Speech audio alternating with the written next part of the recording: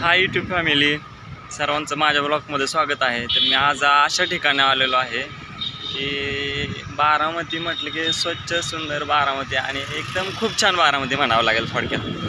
तर मी तुम्हाला आजच्या ब्लॉगमध्ये असं सांगणार आहे की बारामतीमधील मी आता भिगवण चौकामध्ये आहे. की आधी भिगवण चौक म्हणायचे, शक्यतो दोन्ही म्हणतात, भिगवण चौक, तिरंगा चौक, तिरंगा सर्कल. तर असा आहे तिरंगा सर्कल. हा झेंडा फडकताना दिसत आहे तुम्हाला, झेंडा. ओके. तर इथे दादांचे एक आठवण म्हणून इथे संग्रहालय बनवलेले आहे. संग्रहालय इथे आतमध्ये ह्या तिरंगा चौकामध्ये. ओके. तर दादांचे फोटो वगैरे एकदम खूप छान आहेत. इथे राष्ट्रध्वज स्तंभ लोकार्पण सोहळा झालेला आहे 15 ऑगस्ट 2025 रोजी खासदार सुनेत्रा वहिनी पवार यांच्या हस्ते. तर असं खूप छान स्वच्छ सुंदर इथं बनवलेलं आहे. तर आपण आता आतमध्ये जाणार आहोत. दादांचं फोटो संग्रहालय तयार केलेलं आहे इथे. छान बनवले, तसं पाहण्यासारखं आहे इथे. ओके. तर सांगायचा भाग असाच, एक दादांची आठवण यातून सांगितली गेलेली आहे, नाही का. दादांच्या लहानपणापासूनचे फोटो इथे आहेत. स्वच्छ सुंदर असं बनवलेलं आहे.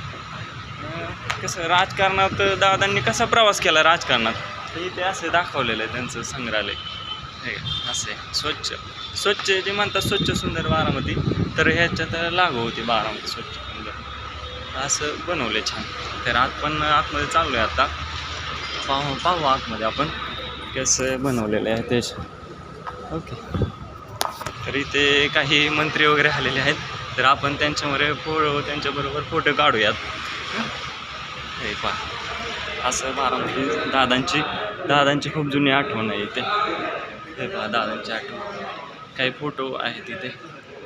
फोटो दादांची एक आठवण म्हणून छान संग्रहालय बनवलेलं आहे इथे बारामतीमध्ये आपल्या. हे पहा, मंत्री महोदय आहेत, असे फोटो बनवले दादांचे. कॅमेरा असे खूप छान बनवलेले आहेत फोटो.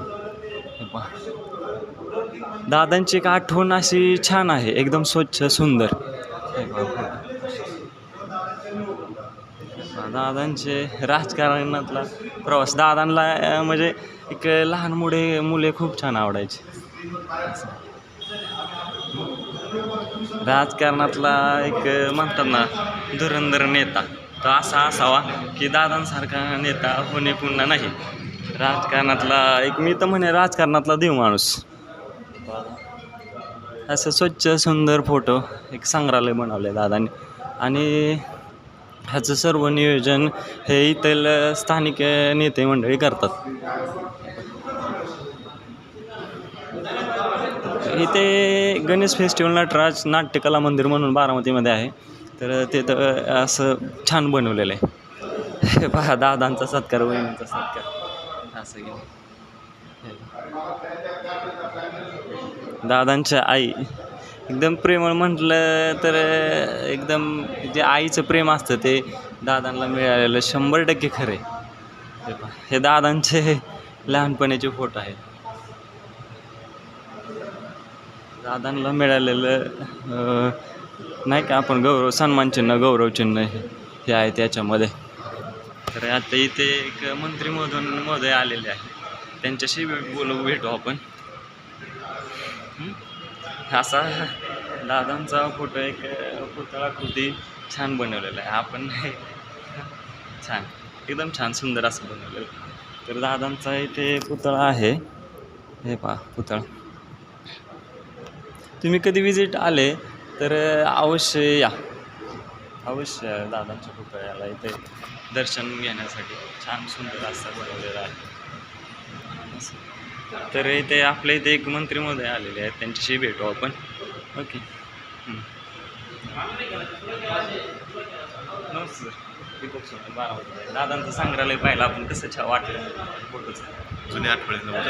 हां ना, दादांची आठवणी येते तुम्हाला कंटिन्यू. काय सांगाल दादांबद्दल, 2 शब्द काय सांगाल?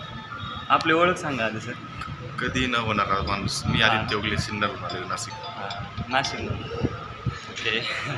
बोलताना शब्द कंठ दाटतोय असं मला म्हणावं लागेल.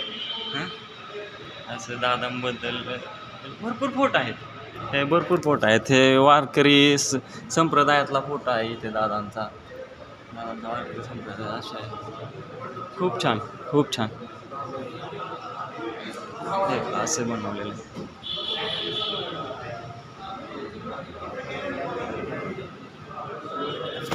खूप छान.